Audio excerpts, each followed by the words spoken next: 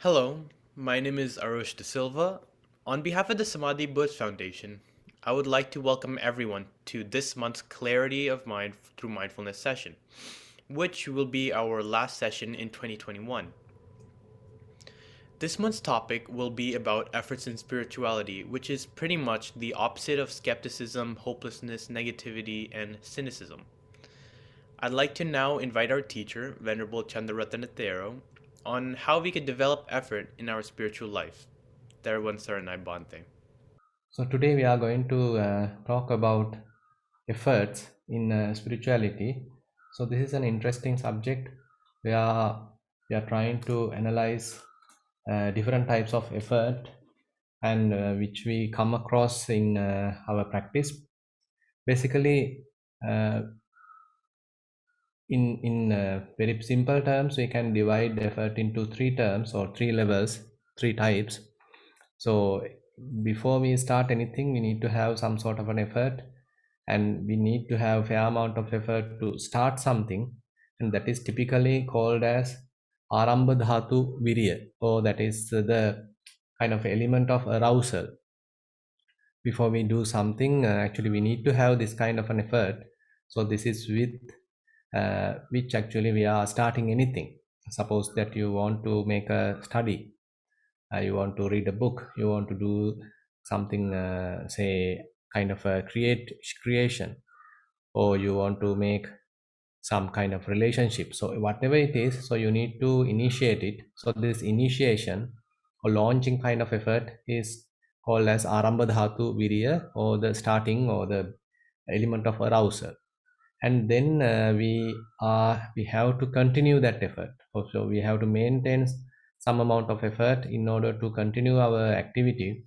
Otherwise, typically what happens is, even though we start with lot of effort, sometimes if we don't have the second type of effort, which is the kind of element of endeavor, that we have to sustain fair amount of effort if we have to be successful in what we have started. So this kind of second type of effort is therefore typically mentioned as Nikkama Dhatu Virya, where we have to maintain fair amount of effort. We need to sustain our effort. So because time to time there may be various obstacles coming in our way, so those have to be eliminated. Those have to be addressed. Therefore, Buddha mentioned this second type of effort is also needed.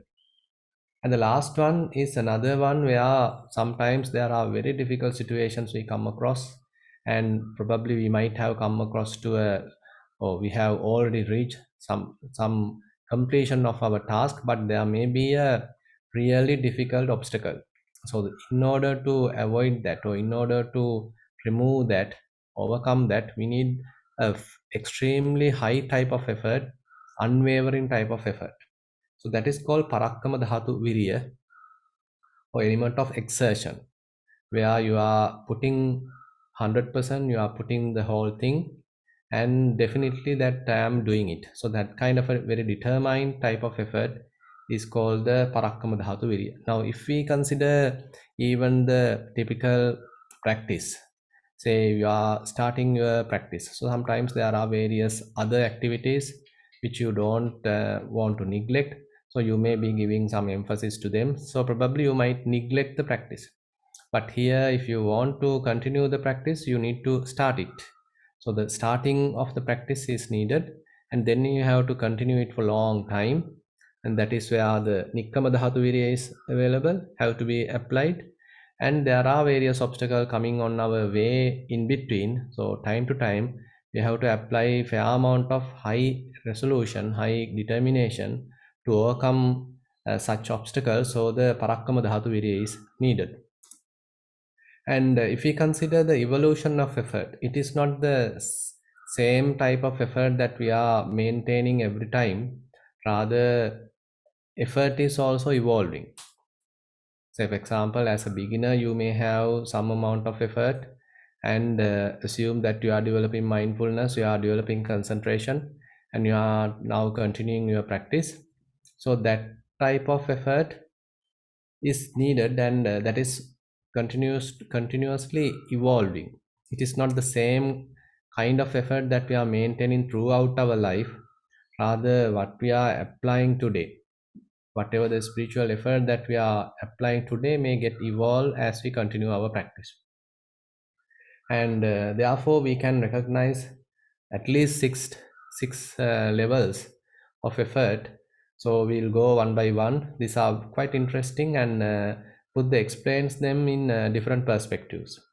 So if we consider striving, sammapadhana, so this is one very interesting part of our practice, where Buddha mentioned that we need to have different levels of effort and as well as different perspectives of effort.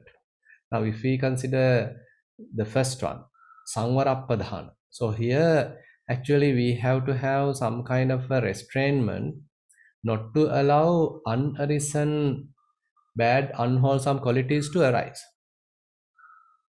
So there should be a desire, there should be a kind of a determination not to allow whatever the unwholesome, bad qualities to arise in our mind. So you have to have some sort of a restrainment. Suppose you are not using, say, your eyes to look at something unsuitable. You are not using your ears to hear something which is sort of detrimental to yourself. So likewise, some sort of a restrainment has to be maintained in order to have this first type of effort. This is called samvarapadhana, where the sangvara or the restrainment has become somewhat prominent aspect of this type of effort.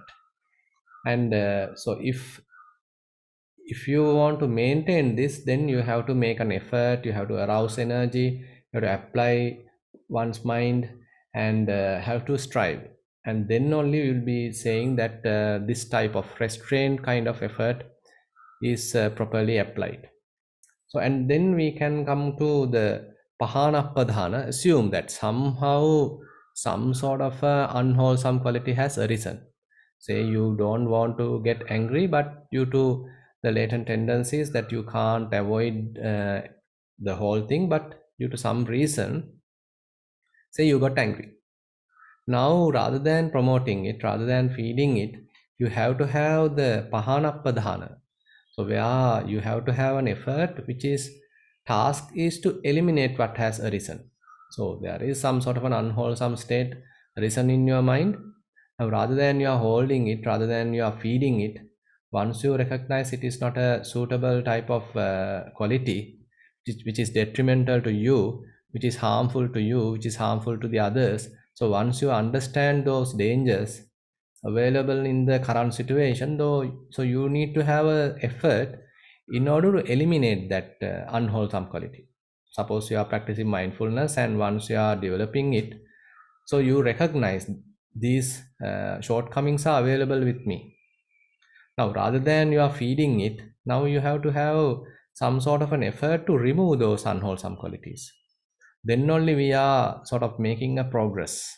Otherwise, once we know that we have certain unwholesome quality, so we should, I mean, if we are simply holding it, or if we are feeding it, if we are encouraging it, we are never going to develop.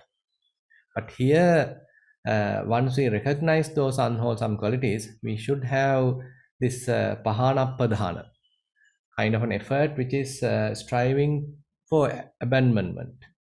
So you are abandoning these unwholesome qualities, and in order to do that, you need to have this second type of effort. And then Bhavana Padhana is the development part. So you need to understand, okay, I am lacking these good qualities. I am lacking these skillful means. I am lacking these skillful activities. So these wholesome qualities. Now we should make an effort to develop them, or else I have only a little amount of good things, but now it's a matter of developing them. I have to enhance them. So that effort is called Bhavana Padhana, where you are developing the essential qualities that you need. You are developing the wholesome qualities which are quite helpful. So that is the striving by development. So you are developing the wholesome side. And not only that, we are coming across the fourth type of effort, where you need to protect what you have developed. So there are a lot of effort that we are putting. Suppose you are going to a retreat, you are going to a meditation class, you are going to some sort of a very useful say a conference or whatever it is. So you learn something and you are now striving to develop something. Suppose that you have developed it to some extent. Now if you simply neglect it, then everything fades away. So you are not going to come to some sort of a fulfillment. So the fourth type of effort is needed in order to protect what you have developed, because these wholesome qualities that we are discussing are not easy to remain or not easy to retain. So in order to retain these good qualities, you need to have this fourth type of effort, which is called anurakkanappadhana, where you are having a kind of a desire to maintain what is arisen, the wholesome qualities. You are trying to develop what is arisen and not allowing them to decline. And you are trying to increase them, to expand them, and to make it to the completion, make it to the coming to the fulfillment of that whatever the wholesome quality which you have developed. So in order to do that, you have to have this fourth type of effort. You can see how beautifully Buddha explained these different levels of efforts and different types of effort at the striving level. And then we coming to another level, what we call as Virya Iddhipada, spiritual power. That so here different other qualities are also coming to incorporate with effort. It is not merely effort now one is working with, but certain other qualities are also has coming to associate with effort. So that is where it is mentioned in Pali, Virya Samadhi Padhana Sankhara Samannagatam Iddhipadam Bhaveti. Now, when one reaches the spiritual power, Iddhipada level, so it is not simply the Virya Iddhipada. Virya Iddhipada has a broader meaning. It is not merely the effort, but you have some sort of a concentration, mind is well focused, and you know what is necessary to do. And again, you are making or you are doing something to fulfill it. So that is where the term sankhara, where so you are making different adjustments, you are making necessary adjustments to cultivate, to fulfill, to complete. And with that you are developing this effort. So at the beginning, it may be the merely the effort that you have started, but slowly there are certain other qualities coming to the situation or helping to the with the situation. Now, say for example, so you were quite determined that I have to go to a retreat, and I am using this vacation to develop my spiritual quality. So likewise, you have a kind of an arambha dhatu. So that is the arousal of energy. And then as you are continuing your practice, so it is not merely the effort, but mindfulness is coming to the picture, and then fair amount of concentration coming to the picture, and again some amount of wisdom is coming to the picture. Now slowly different other qualities are helping effort as well. Now these qualities start to coordinate each other. This is where we are further developing, coming to the level of faculty of energy. Now there are 5 faculties or 5 spiritual qualities working in harmony. It is not merely effort. So you have faith. Because of that faith, unwavering type of faith that you are continuing your practice. Assume that you haven't yet come across a lot of tangible results, but you have a lot of faith. So therefore, you are not giving up. So you have that strong faith, that's why you are still continuing. And then virya, that is the effort that we are talking, it has become a faculty now. It has, you know, when the mind is quite energetic, and on the other times there may be certain situations that mind is somewhat lethargic, mind is not really energetic. So you can distinguish these two situations. And mindfulness is there. So you know, at this time I was quite mindful while I am conducting this particular activity. I am quite mindful, and certain other times I am not mindful. So you likewise you can distinguish the presence and the absence of the mindfulness. And then say samadhi, the concentration. So the concentration also slowly developing, as I mentioned earlier. So So mindfulness, effort, everything now working together. As a result of that, the concentration is also developing. So the mind can be focused wherever you need it, so you can quickly focus your attention. And with that kind of effort, mindfulness, concentration, when you are applying then and there to each and every phenomena and try to observe various qualities of them, then you know this is the way it is. So these are the real behavior. You know the reality. So that is the development of the wisdom. So this four or rather five types of faculties are now developing, and I'll explain later how we have to balance them. And when they are developing, sometimes one of them come into the to the front. Say for example, when effort is coming to the front, it is the quality which is driving yourself. So it is the quality which is driving the all the other four. Suppose when mindfulness is dominating, so it is dominating and it is sort of giving the leadership to all other four qualities. When say concentration is dominating, so the concentration is making the leading role, doing the leading role, and others are sort of passively participating. And say when wisdom is developing and wisdom comes to the forefront, so it is it is doing the leading role. So it's a kind of a beautiful simile is given. Suppose there are very good friends, so there are five friends, and suppose that each one is inviting others to their home. Suppose you are with four other good friends, and suppose that you are inviting the other four friends to your home. So once they come there, so they remain silent, but you are the one preparing everything. You are preparing whatever the dinner or lunch, or you are preparing some drinks or whatever it is, and all the comforts that you are preparing. So you are the one that you are who is making the leading role. Now, suppose another friend is inviting to you and the other three to his house. So at that time, suppose that you and the other ones are going to his house. At that time, you are remaining silent. You don't go and do anything, but you remain silent with the other three. Whoever the other friend who has invited ourselves, then now he is making the leading role. He is asking his wife and whoever it is, and to prepare dinner and whatever it is, and likewise he is the one making the leading role. So similarly, these spiritual qualities are working in harmony, and time to time they are making the leading role, and we know when which one is doing its leading role.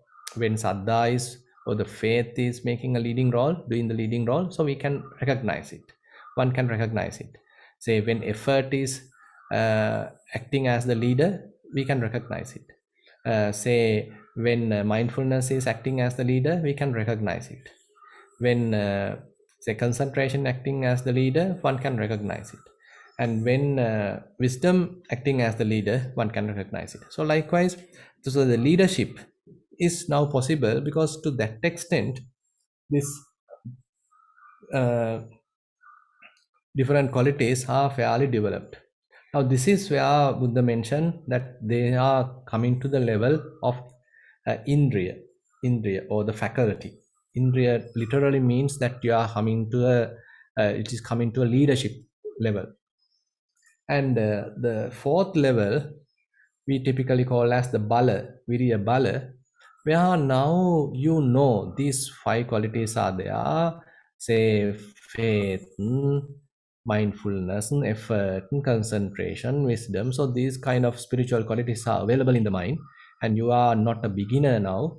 To some extent, you know distinct characteristics of these five qualities, and time to time, even they sort of the mind, as a result of some habitual tendencies, mind go to some ignorant type of situation. Assume that if it is going to some sort of an ignorant or kind of lethargic, unmindful kind of situation, it can go to, it can switch to. Even at that time, you are not sort of shaken by it, because you are quite confident you can quickly regain the skillful qualities.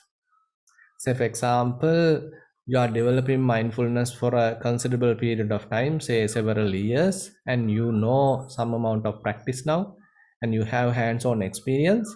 And even when mind is unmindful, you can notice it, but you are not shocked by it. You are not really panicked by it because you know very quickly you can establish mindfulness. You can quickly recover. So that kind of confidence is with you. Similarly, if the mind become lethargic, you don't want to do something, you are feeling little drowsy, sleepy. So that kind of attitude has now remaining, but you are not panicked. You are not too much burdened by it because you know quickly you can recover. So likewise, this when your mind reaches the bala level, that is the power level, there you are not being panicked, or you are not sort of disturbed or getting upset even when the mind goes to the opposite, because you know very quickly I can recover.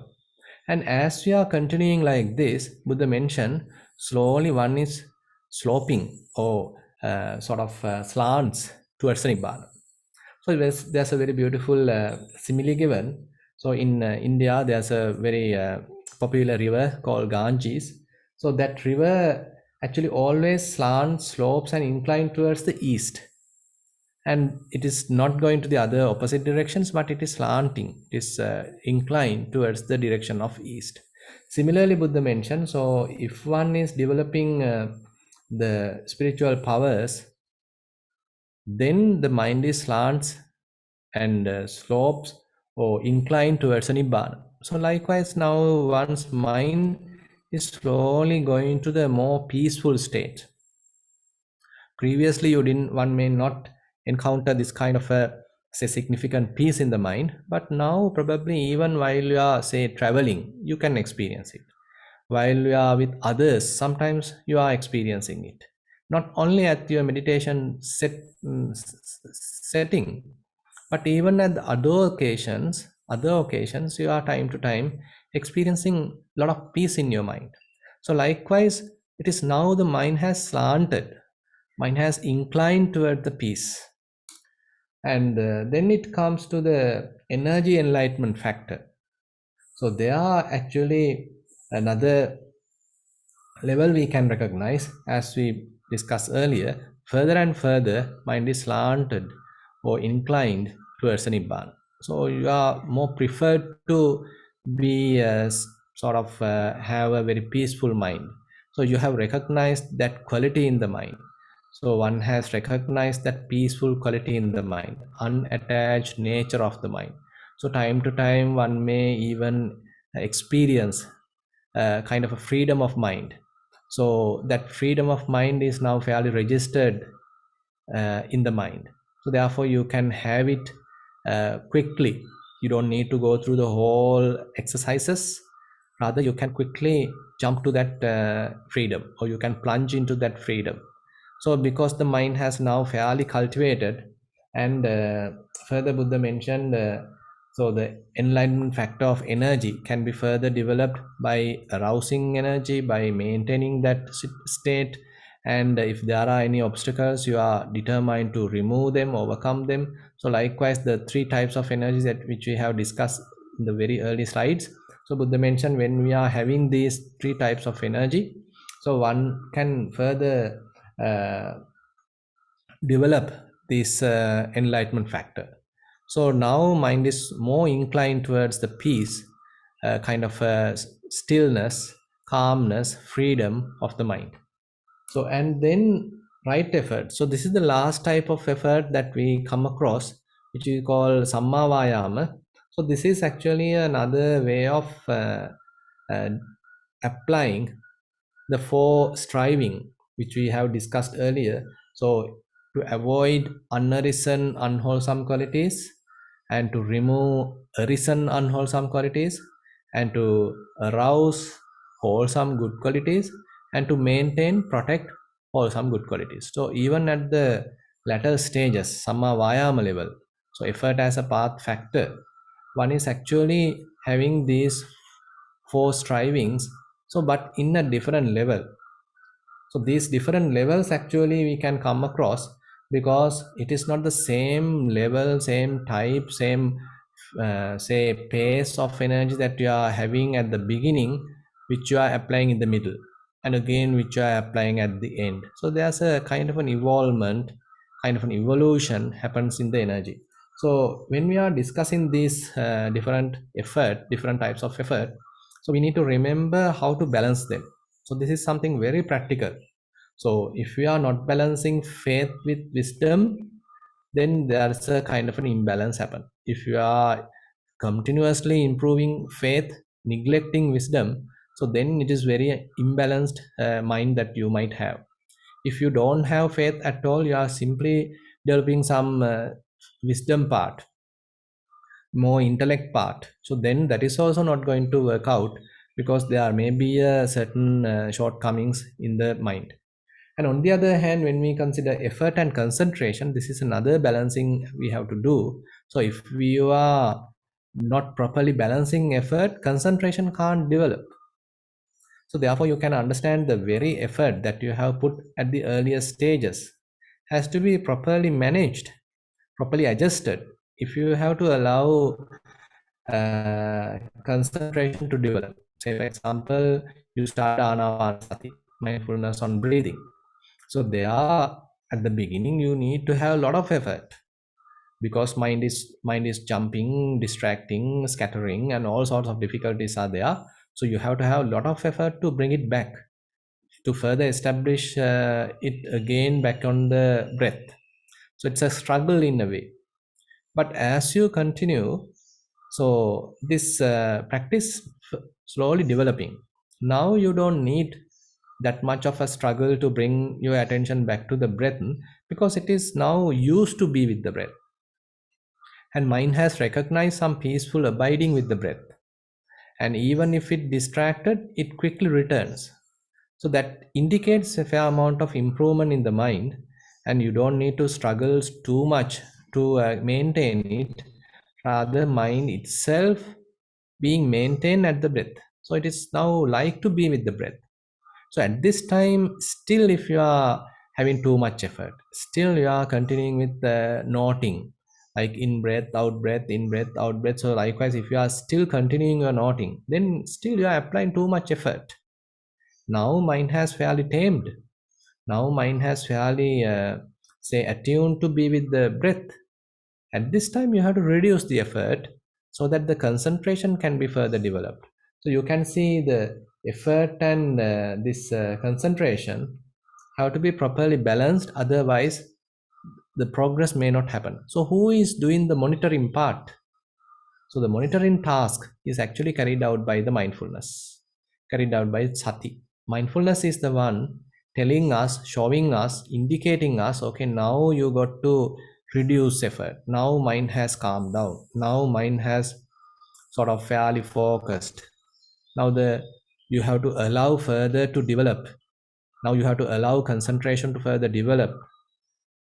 So that indication, that monitoring task is done by the mindfulness. So accordingly, we have to do the balancing.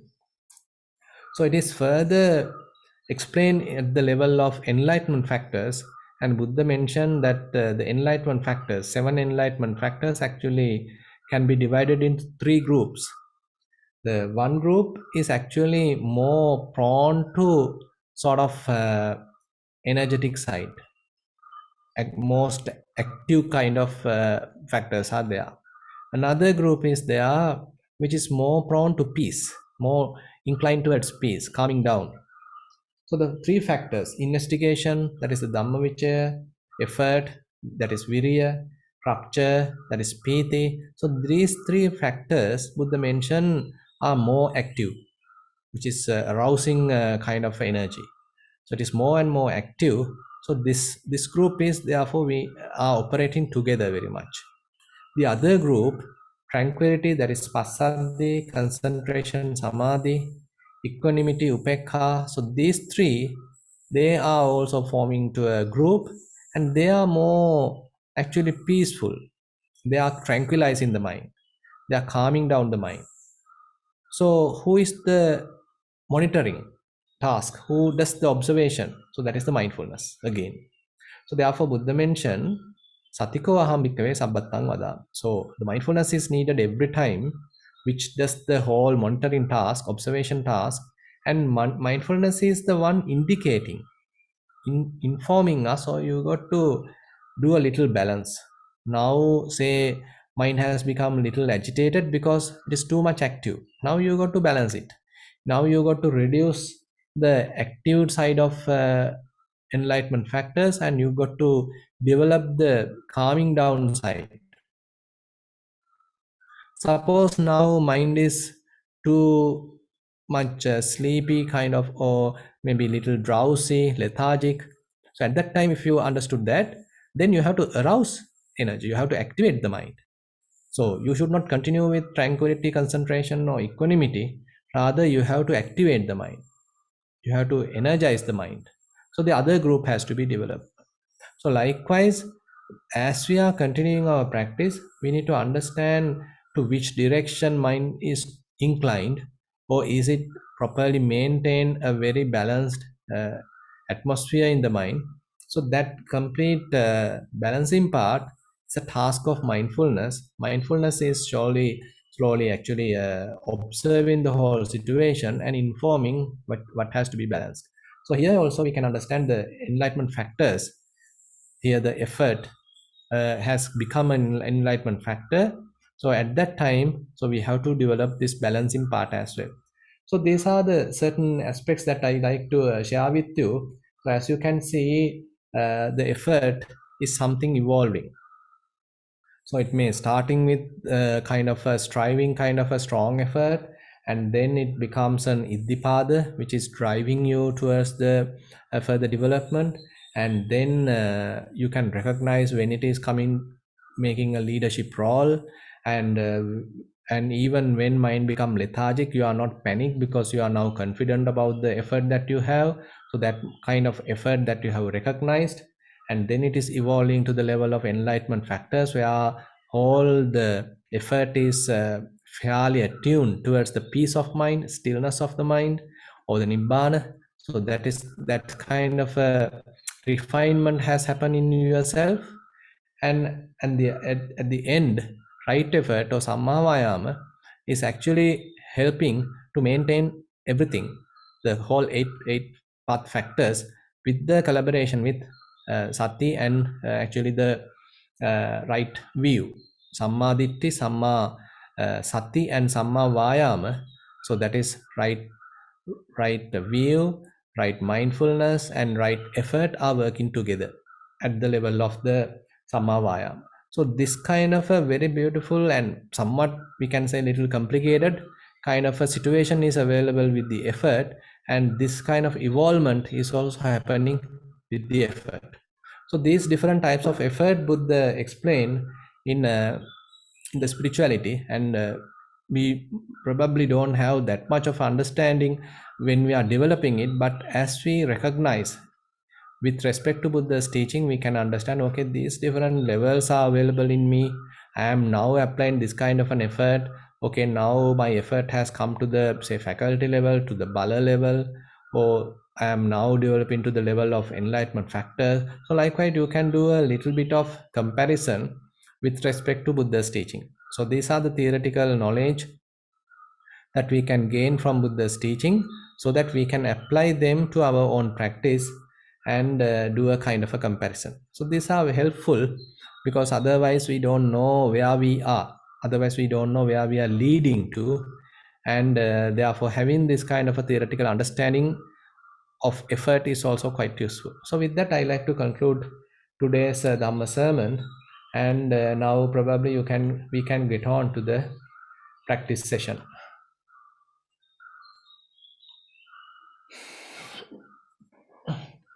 Okay, now we can get on to the practice part. Please sit in a comfortable position.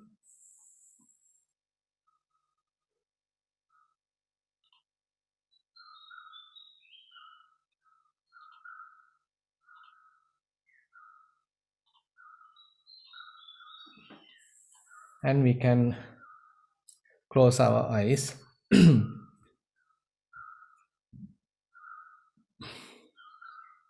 and relax ourselves.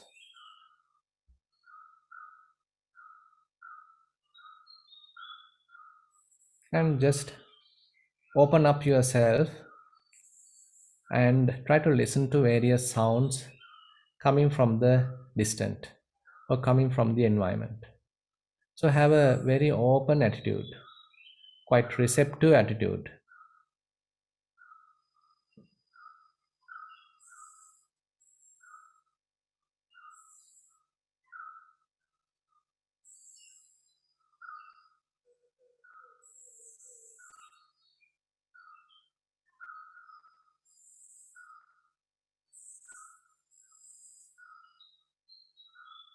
So different sounds probably you can hear. Actually, I can hear the chirping of the birds, and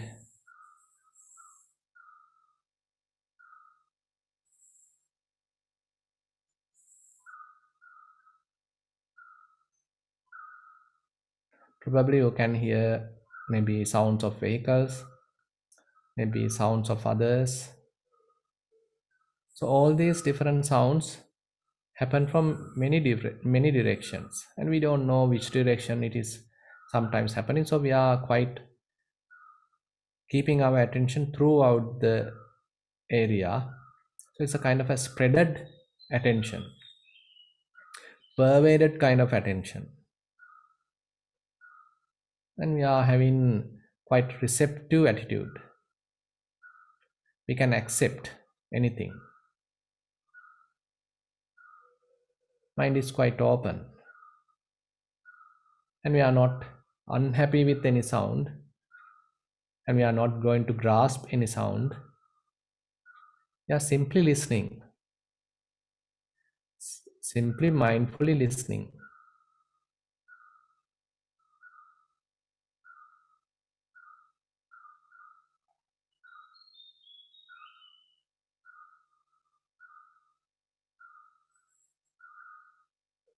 Now we can take a deep breath, hold it for a second, and then release.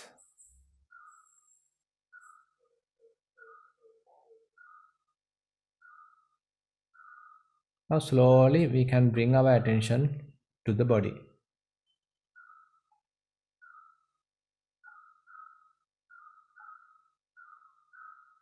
Again, we can take a deep breath, hold it for a second, and then release.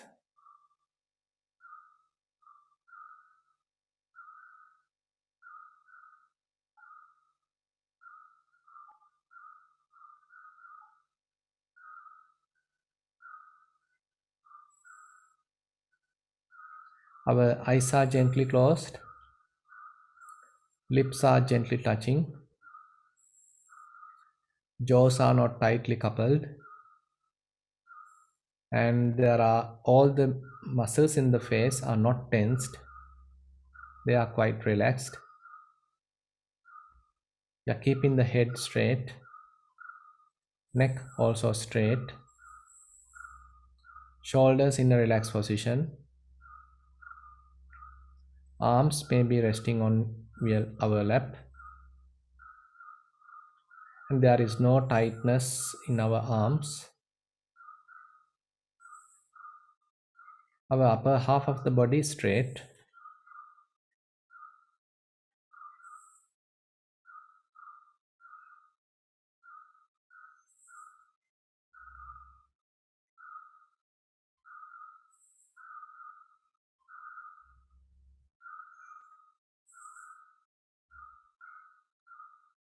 and probably we can feel our clothes are touching our body, and we are naturally breathing, and probably we can feel some pressure at our buttocks. Legs are bent, and certain parts of the legs touching the chair or touching the cushion,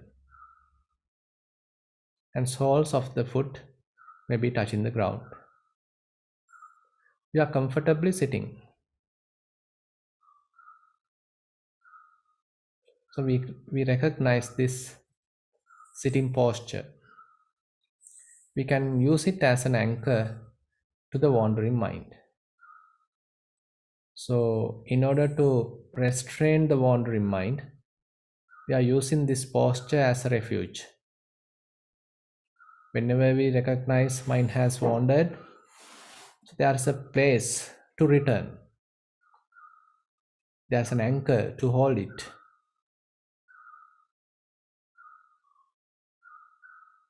So, if you recognize that you are thinking about something about the past, don't encourage it. Slowly bring your attention back to the body, whatever you feel in the body. If you recognize that you are fantasizing, daydreaming, planning, having expectations, don't encourage them right now. Bring your mind back to the body. So, always returning to the body. Body is the refuge.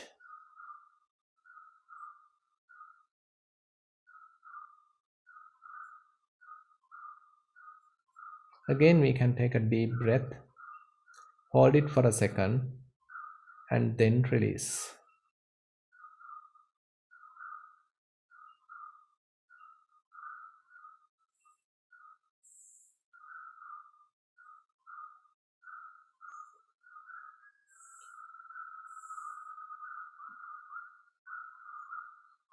Our legs are bent,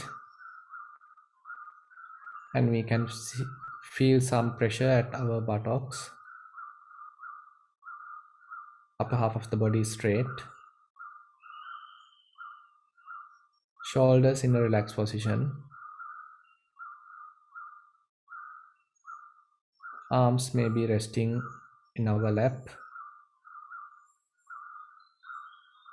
neck straight, head straight, eyes are gently closed, lips are gently touching, and probably we can have a slight smile.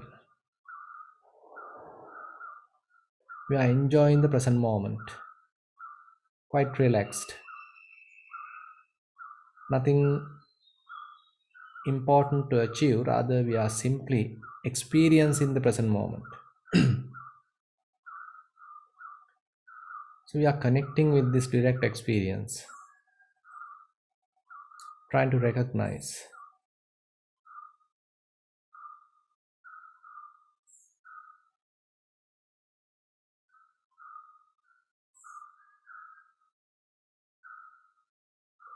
Slowly, now we are bringing our attention towards the nostril. We are trying to recognize in breath, we are trying to recognize out breath with a relaxed effort.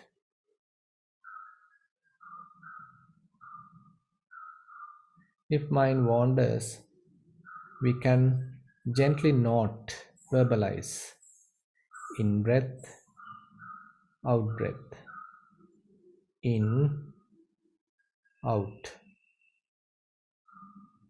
We allow the body to breathe naturally, and we are being mindful, keeping our attention at the nostril.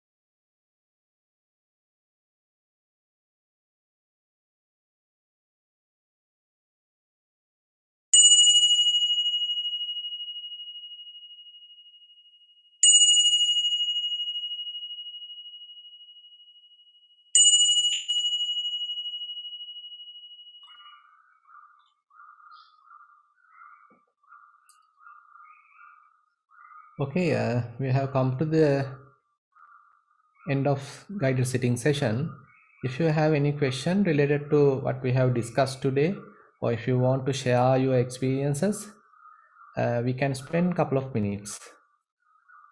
If you have any question, please raise your hand. The hand sign available in the reactions part of the Zoom application.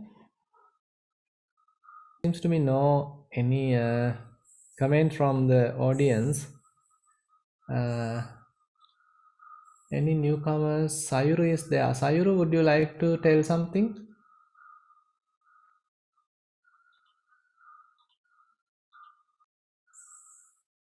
Can't hear you, by the way.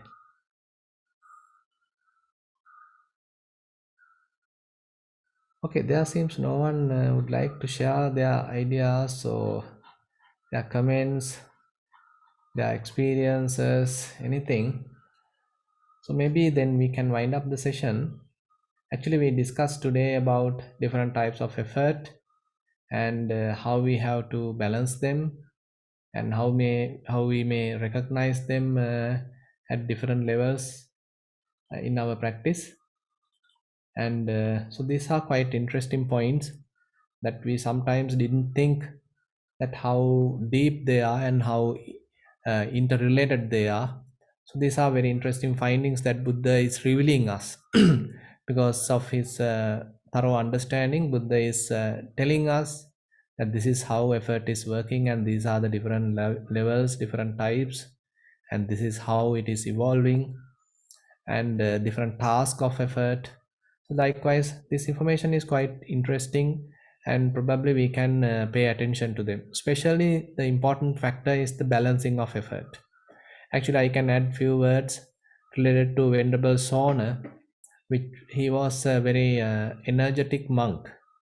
So he was meditating for several years, and unfortunately he couldn't achieve anything, but he is extremely effortful, and he is doing his walking meditation, sitting meditation. It's not wasting any time, and extremely effortful, and but still unfortunately he couldn't achieve anything. So but there are several others who actually ordained with him and got the high ordination with him, and he get to know that they have now fulfilled their aspiration, they are now fully enlightened. So likewise about his friends, actually Venerable Sona get to know. So he got really discouraged because of this situation, and he thought of disrobing. So at this time, Buddha knew his idea, and Buddha knew what is the mistake he is doing also. So therefore, quickly Buddha appeared in front of Venerable Sona, and he inquired whether you had this kind of an idea to disrobe. And then Venerable Sona admitted it, and then Buddha actually gave a very beautiful simile, the simile of a lute. So actually, you know that in the lute there are several strings, and those strings have to be properly tuned before you play a song, before you play music. And now Buddha is asking questions related to the lute from Venerable Sona, because Venerable Sona, before he become a monk, he's a kind of fluent in playing the lute, and he is capable of playing the lute, and therefore Buddha is asking how is tuning a lute. So you can compare this with the violin or guitar, how you are tuning a guitar, how you are tuning a violin. So there you have to properly stretch the strings. If you keep them too loose, then it may not properly give the proper sound, correct note. On the other hand, if you tight it too tightly, or if you are extremely tighten it, that also does not provide the proper sound, proper note. So Buddha asked these questions from Venerable Sona, and then Buddha asked from Venerable Sona, then how are you going to properly tune the lute? Then Venerable Sona replies, telling that you have to moderately balance it, or you have to moderately, properly, accurately tight the string. Then only it will produce the proper note, proper sound. So similarly, Buddha mentioned to Venerable Sona that we have to balance effort properly. If you have excessive effort, that is also not going to work. If you have too less effort, that's also not going to work. So therefore, Buddha mentioned that you need to maintain effort properly, and that also may evolve. So the amount of effort that you need to maintain at the early stages is not the amount which you have to maintain at the middle age, or that the amount that you need to maintain at the latter half is also different. So likewise, practically we need to understand what is the necessary amount of effort that we need to maintain. So these are quite extremely practical. I can tell you, I can show you different texts, but we should learn them practically how to balance effort. So that is extremely important, and gives some practical advice how to have some practical feeling when we are applying effort. And if we are not balancing, so that very imbalanced effort actually become a kind of an obstacle to our practice. And if you are unnecessarily having excess effort, that itself causes mind to get agitated or mind to get distracted. So these kind of things are quite interesting to know, and we should remember them while we are practicing. Okay, if there is no any other thing to share with the program, then I like to wind up the session today. So thank you very much for silent participation. So nobody like to talk today anyway. So thank you very much anyway for the participation. We'll meet again in 1 month. Any announcement, Arosh? Thank you all for your participation today, and I'm looking forward to meeting you in the new year. Also, thank you, Bante, for giving us insight into efforts in spiritual life as well as our day to day life as well. Our next session will be on Friday, January 28th at 8:30 p.m. EST, which is Saturday, January 29th, 7 a.m. Sri Lankan time. Have a wonderful weekend and New Year, and see you all in a month.